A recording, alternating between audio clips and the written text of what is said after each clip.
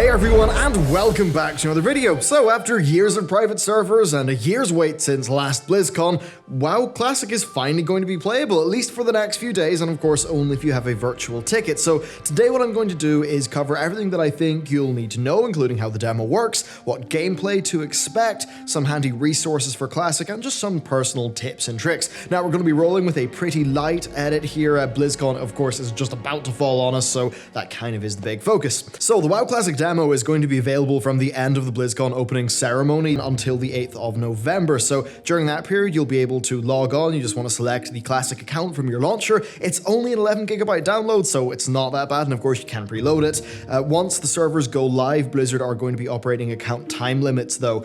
Basically, they want the demo to be fun for everyone to get a go. So rather than the servers being completely full and a big problem, and people using nodding birds to prevent going AFK, you're just going to be auto-logged out. I'm expecting around 30 minutes being that amount of time, though Blizzard did say that they will try to increase that time limit as the demo goes on. Now, your characters won't be deleted when your play session ends, though. It's just literally a forced logout, so someone else gets that slot.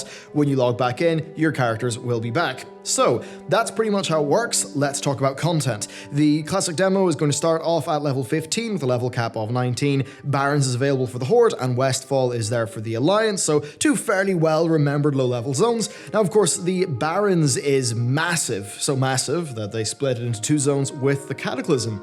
Both these zones are also known for their dungeons. You got Wailing Caverns and Deadmines, but neither of those are going to be available in this demo. Okay, so that's how the Classic demo is going to work and what the content is, but what I'd like to talk about is just what I think you should expect for the gameplay. First, the combat is going to feel very different if you only played live. So on live, you select a spec at level 10 and you get a bunch of abilities, such that by the time you hit 15 or 20, like you've got the core of your rotations kind of there, and it plays pretty okay.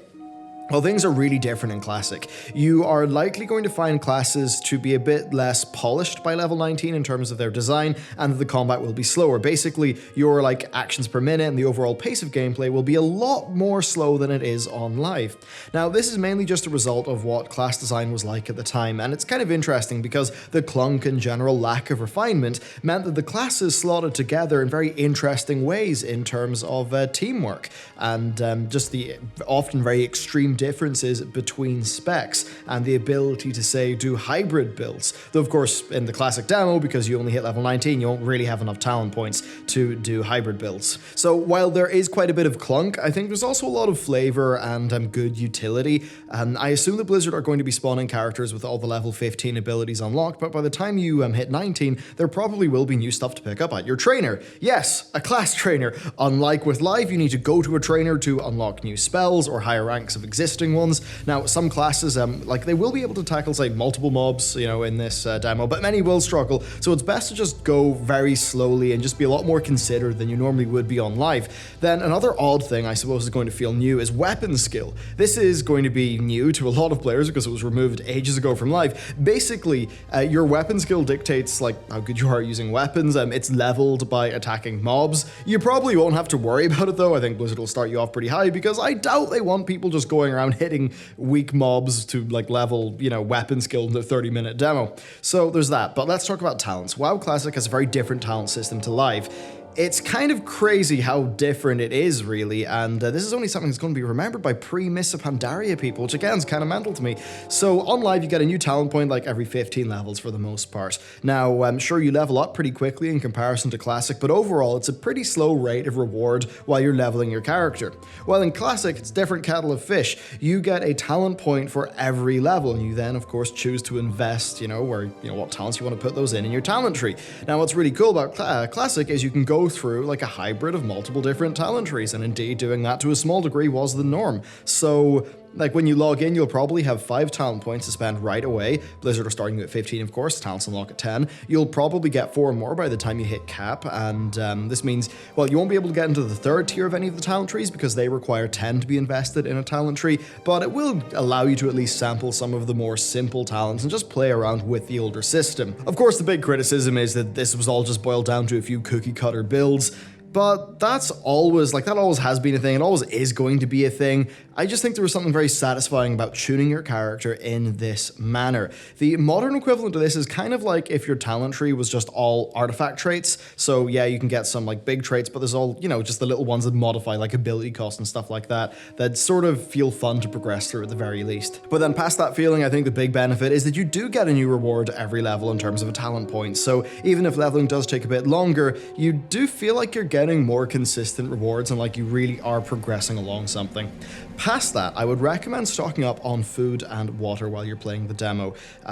Look, it's hardly ever needed while leveling on live, but on classic, you really need food and water. It's hard to overstate how different the feeling of combat is. On live, you'll see that most classes have some sort of mechanic that reduces downtime. So demon hunters will get health from soul fragments, monks will get it from little chi orbs, hunters will have their exhilaration have its cooldown be reduced outside of combat, or maybe, death strike for a DH, but none of that exists in vanilla, which means that once you're done with combat, you're probably going to be at low health and you'll probably have to eat your way up to full. It's a very slow-paced version of the gameplay that we know today that generally does have a higher level of risk. So yeah, there's that going on. Now, another big difference is UI. On live, it's pretty easy. Like, you hit the map button, you see a bunch of quest icons, even including where the mobs spawn. Well, back in Classic, you had to read the quest. Maybe you searched Thoughtbot or you used a add-on like Quest Helper. Now, Quest Helper won't look unfamiliar to you because it's basically what the developers ended up putting into the base game.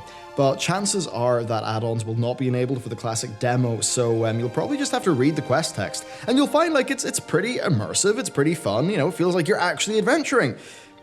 Or you could just do what 99% of us did and just search Thoughtbot for most of the quests. Now, Thoughtbot doesn't really exist right now, but Wowhead are planning to launch classic.wowhead.com in time for the Classic demo, and I think they're even trying to import old comments from Thoughtbot and give it a eye-searing light theme, just like Thoughtbot. So overall, that's pretty cool. It's worth remembering, though, that WoW Classic, it's been widely playable in private servers for quite some time. That means that there's already a pretty rich ecosystem. There's multiple databases, your website, class guides, all that stuff is out there. So with all that covered though, I just want to talk about what I think that you should do. So first up, if you don't have a ticket and you're watching this video and you feel tempted, I don't think you should buy the ticket. I want to just mention this, that if you're feeling like impulse buying it, I don't recommend doing that. $50 is the price of many full games or a combination of small indie games. I suspect that this video kind of could push someone over the edge to make that purchase decision, but I'd say if you don't already know you want to do that, then I wouldn't go for it. WoW Classic will probably come out in a year and a bit, and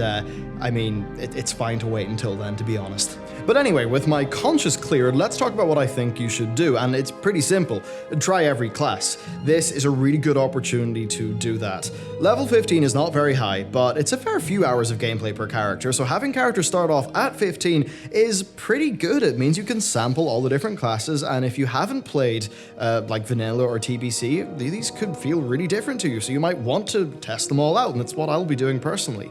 Now, my hope is to make lots of content based on this, so that if you don't have the virtual ticket, you don't have the Classic demo, I want you to be able to get the gist of things from watching my channel. That's the big core of what I want to be doing over the week past BlizzCon. So take this video as just some, a little bit of a primer before you head into the demo, but if you're not going to be heading into the demo, but you still are curious about Classic, don't worry, I'll have coverage of it on the channel, and just some comparisons and stuff like that to see how the zones are different, because one of the cooler things about Classic is we get to sort of roll back the Cataclysm era changes and see how the zones are different. I think the most noticeable thing for me actually is, and I'll probably say this later, but it's that the closer view distance, basically all those zones were engineered for the view distance of the era.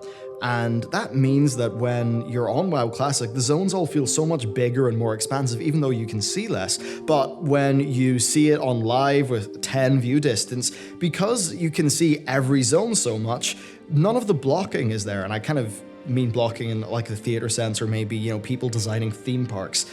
And it's just very interesting how on live, with those older zones, the illusion is totally shattered.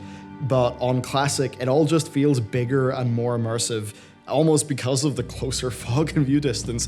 Which is funny. But anyway, that's what I'm keen to take a look at. I hope this video has been useful. Do let me know if there is any specific WoW Classic stuff that you would like me to cover with the demo, though. Dead keen to hear about that. But anyway, thanks for watching, and I'll see you next time.